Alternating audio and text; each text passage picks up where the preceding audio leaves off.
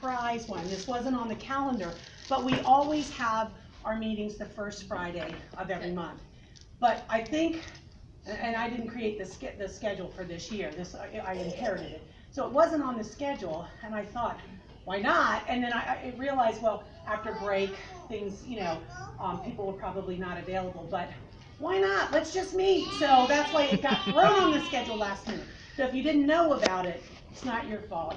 It wasn't on the calendar. So thank you for coming, regardless. We have a couple things we want to talk about. First and foremost, if you have faith in the Flakes, I have faith in Mrs. Tell.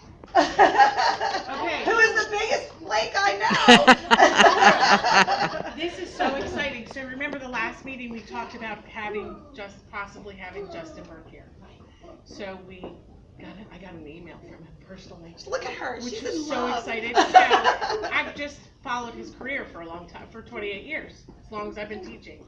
And he is coming February 15th for a STEM assembly for the whole school. And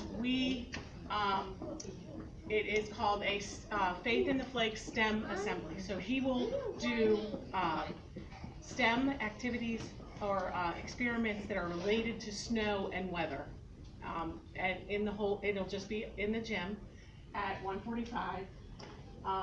And what our deal is, and I've talked to Steph, your president on the PTA, and we have to sell, and here's the thing, that I think has spoken to the PTA about funding.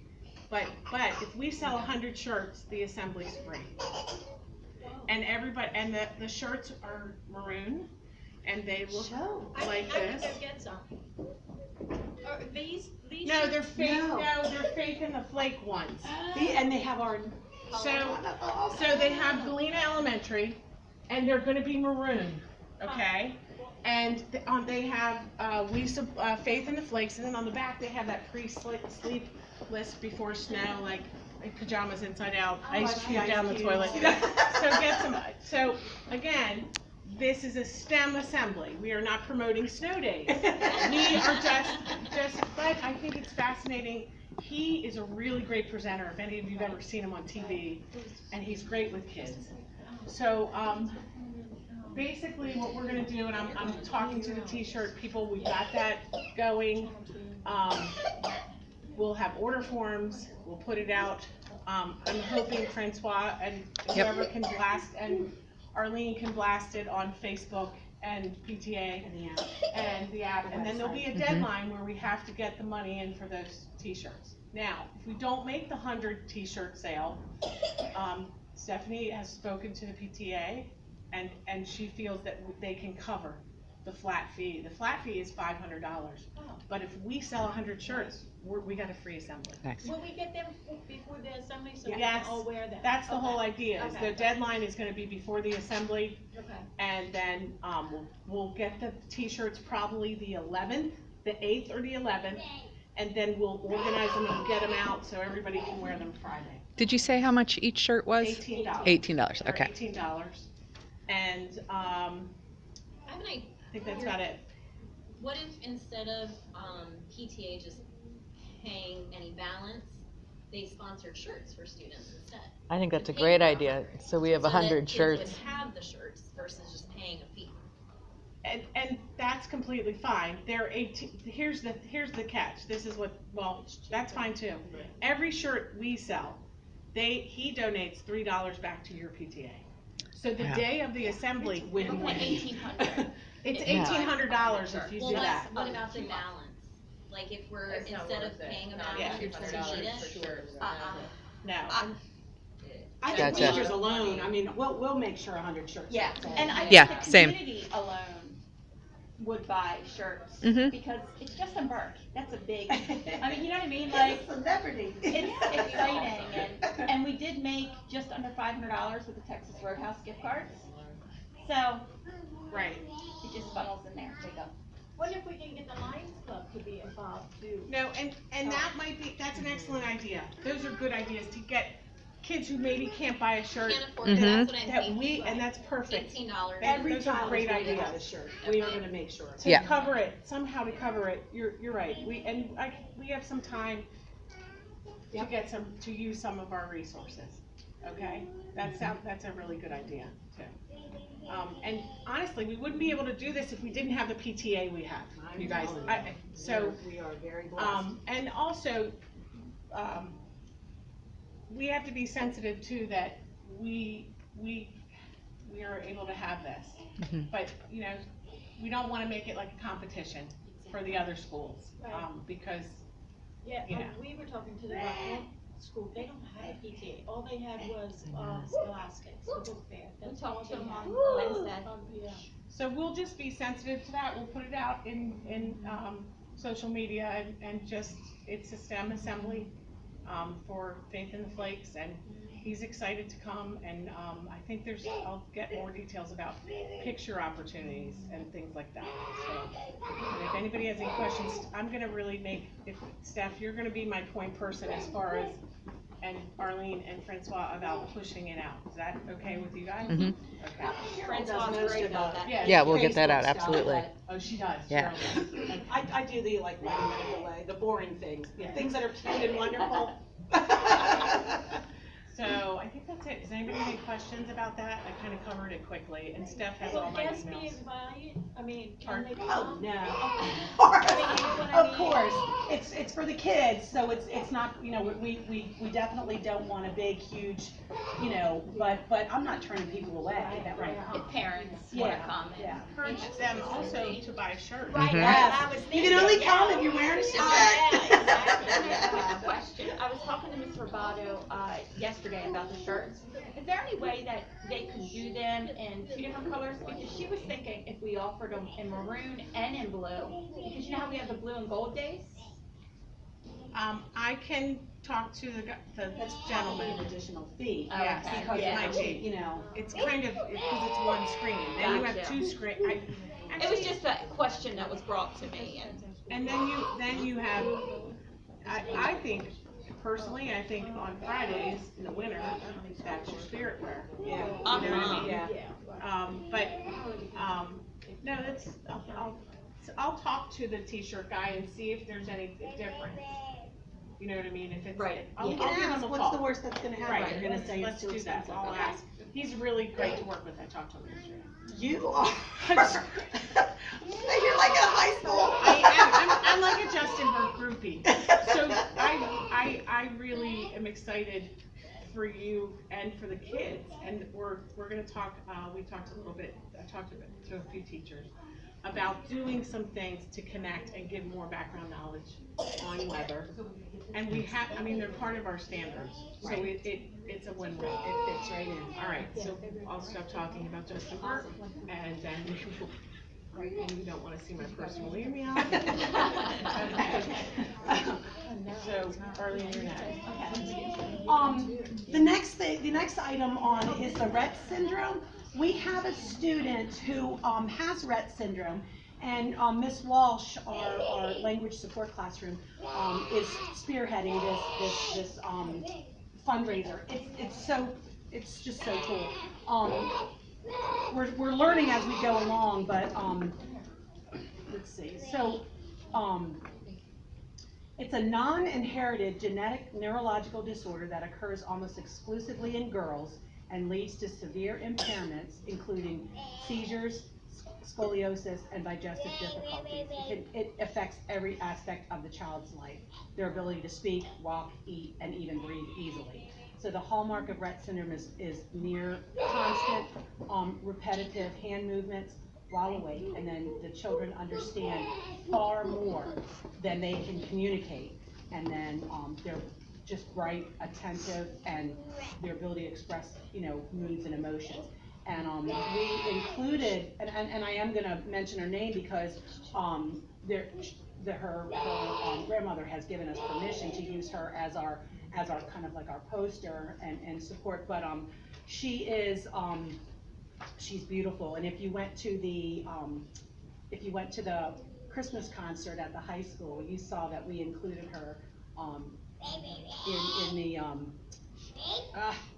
Where's that? In the program, thank you. So we're getting a lot of information we're gonna send to the kids, and all we're asking is that, you know, they bring in some change or whatever, you know, it's not like, you know, we want donations in large amounts. But on Friday, the 17th, is going to be Reverse Rett's Day, and anybody who donates $1 will get if their parents would want them to, but this is a little, a water-based tattoo, and it says #overpower Rett, and they'll be able to wear their clothes inside out because the idea is to reverse Rett's, and they're trying to find the genealogical connection that causes this and allows just girls, and it's debilitating. But we're going to start to sponsor our student, and so that way that's what the Rett syndrome is. I'm trying to remember some of the other. We're going to put out a link, and in the link it'll directly go to our school page. Oh yeah, our school page. That's right. I forgot the link was on there. I was doing like this all morning. It was really fun. Okay, so this is what it looks like. Look at that. There's already $108 for 3. So you can go, and it has, you guys, the agenda today have all these links, so you can go back on them. Yeah. Yeah, she is absolutely adorable. And so what we're trying to do is you know, she's ours, and we want to make sure that we can support her. So that's the link that's on there. And then so your kids will be bringing home some more information about that. And I know in my newsletter I had put a little blurb in there too to kind of just give people a heads up. So that's what we're doing for the Rett's fundraiser. It's not mandatory, it's absolutely volunteer. And on the 17th, if your student doesn't bring in $1, they don't wear their clothes backwards, it's fine. Like you know, it's just we're just hoping that we can get together as a school and support one of our own.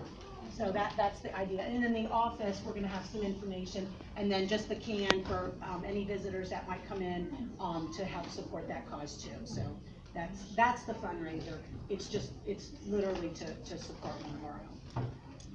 Any questions about that? The next item, well, this is probably yours too. We're getting ready to do MAP testing, which is a kind of a benchmark assessment that we give all of our students, so that we use that data to plan in the beginning of the year. We give it to them in September, and then now we give it to them mid-year. And then based on the growth or lack of growth or superior growth, you know, we look at where they are, and then we make adjustments in the teacher's planning. We make adjustments in grouping, whether they are involved in tutoring now or they no longer need the tutoring. And our goal for tutoring is that it's not a life sentence, that you catch up and you make the changes that you need to make to be more successful, and then you're able to apply that in the classroom. So we're getting ready to start that. So if you want to go ahead. This is a great resource, because on your agenda it says Math 101, and it is basically for parents to understand what this test is, that it's adaptive, that it basically responds to how your child answers the questions, and then what it measures. Okay, map growth is used, and there's a Rett scale, and a Rett scale is basically where your child falls in their percentage range.